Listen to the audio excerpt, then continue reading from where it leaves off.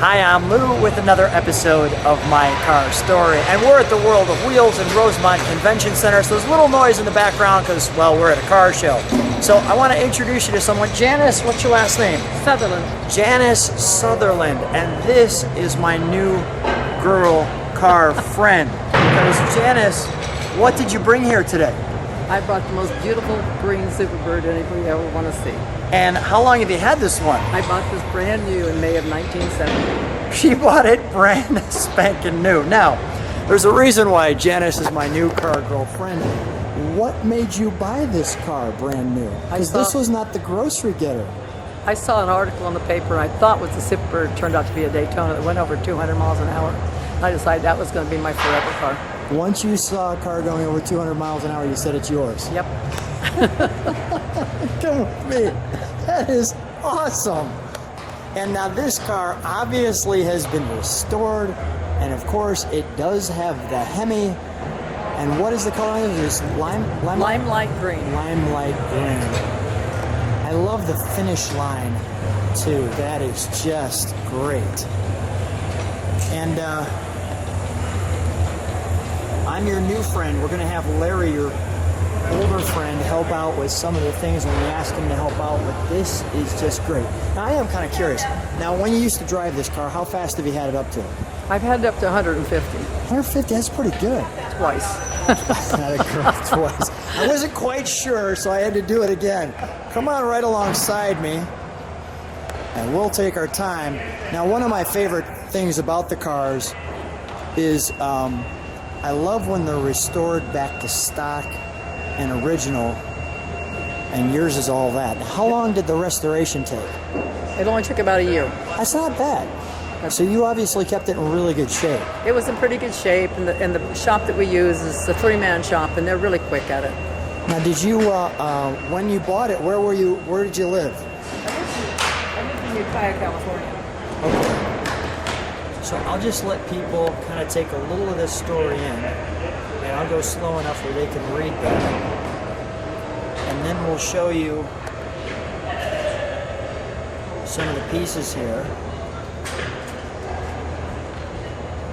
These are nice. This is real nice. All the codes.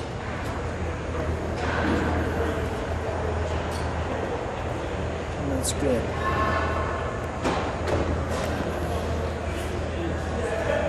Her baby.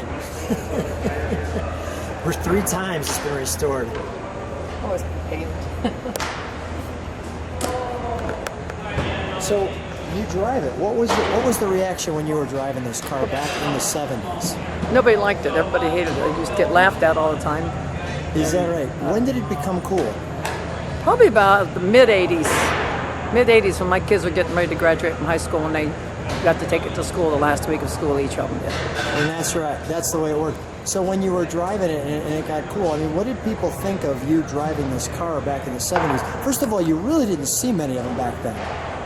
So what was the? I mean, were your girlfriends like appalled? How was it going on? No, they just laughed at me. They Go ahead. they laughed at me, but they knew I could beat them in a race.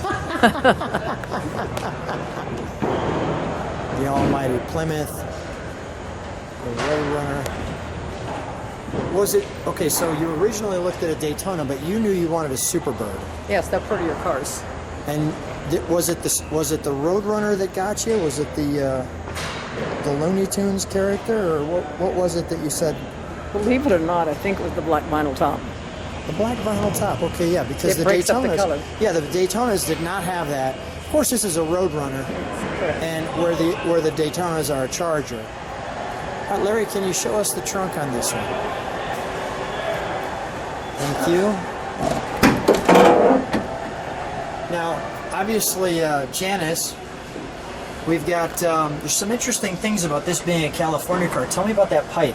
This is a California admissions pipe to take care of any bad fumes or anything that come out of the tank. It doesn't really go anywhere. So it doesn't go anywhere, but on a California car you'd have that. And then there's one other thing. Larry, can you shine your light? There's one other option this car has. It has all the factory options plus one, and that's an actual rear speaker that was put in by the dealership. No, No, the put it by the factory. factory. By the factory, excuse me, thank you. And this is the original Original spare tire. spare tire. You show me that. There we go. All the date codes. Has that tire ever been on the car? No. No. Wow.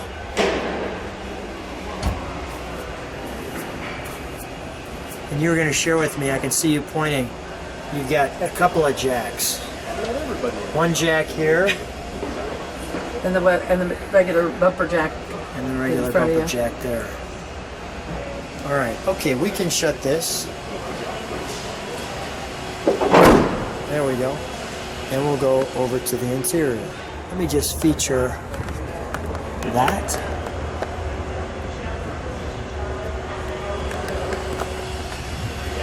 And we've got a wonderful interior door here. Now, Janice, your car has a few special features. One of them was that rear factory speaker. Really can't see So through you the deck. can't see it, right? But we know it's there from the trunk. And then tell me about the seat. The Was an seat- option. The seat is it's what they call a six-way position seat. This bar makes it go forward and back. This one here, you tip it one way, it runs the seat, drop the seat in front, drops it in the back, so you can rock it up so it's high. And this car had all these features right from the factory. I'm going to stand Correct. right where you are for just a moment. I want to show that Now you've got a couple of things. First of all, the padded steering wheel, because this was an option, you've got the rim blow. So go Correct. ahead, so if you squeeze that, show them what happens. Beeps your horn. And because it's a road runner, well, that's the beep beep sound.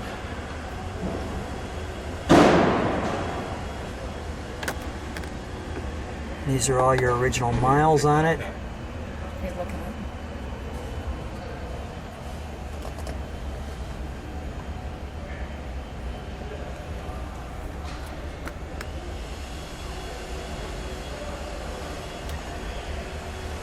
Now, Janice, share with me, there's one more thing here, not only the vent. Let me just get low enough to get that. But there's one other feature. That knob is the front and back speaker. Right there. Got it. And the automatic. The 8 tracks. And our shifter ball.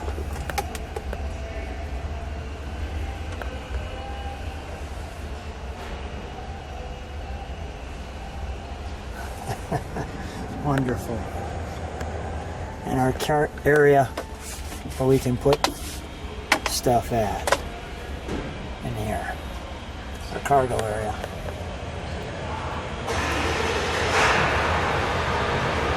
We'll take a look under the hood. Well, here's our elephant in the room for sure. And unfortunately, with this one today, Janice and I have tried to get it started for you. It's not out of gas. It's just not deciding to turn over.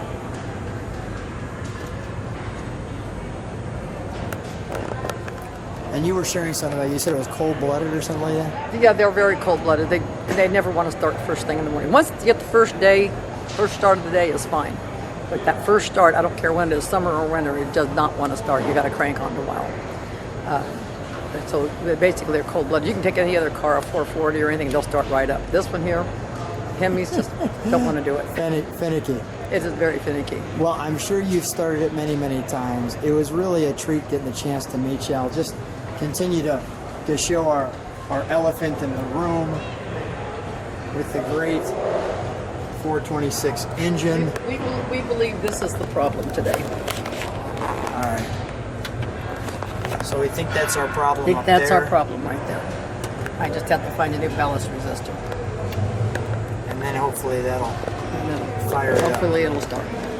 All right. Regardless, the original owner with the Superbird wonderful time. Thanks so much for coming out to the show. Hope everything goes well smoothly when you get home. Thanks for being on My Car Story. Thank you. Thank you for loving my car. No problem.